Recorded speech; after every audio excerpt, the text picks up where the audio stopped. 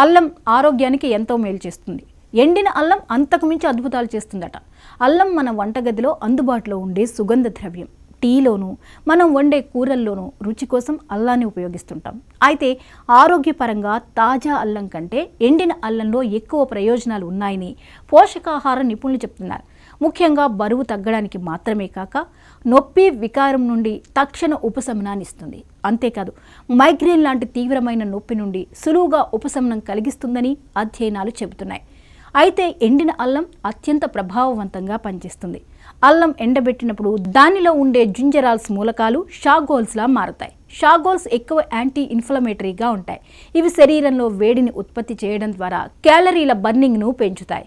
ఇవి brown ఫ్యాట్ను activate చేస్తుంది. కాబట్టి శరీర కొవ్వును కాల్చడంలో తాజా అల్లం కంటే ఎండిన అల్లం తీసుకోవడం ఎక్కువ ప్రయోజనకరంగా ఉంటుంది. దీన్ని ఎప్పుడైనా తినచ్చు. అయితే ఉదయాన్నే ఎండిన అల్లం నీరు తాగడం వల్ల ఎక్కువ ప్రయోజనాలు ఉంటాయి. జీవక్రియను పెంచడానికి ఉదయం తీసుకోవడం మంచిది. మైగ్రేన్లు లేదా వికారం కోసం భోజనం తర్వాత ఈ నీటిని తాగడం మంచిది. సో మైగ్రేన్తో బాధపడే వారికి ఎండిన అల్లం చక్కటి పరిష్కారమని నిపుణులు సూచిస్తున్నారు.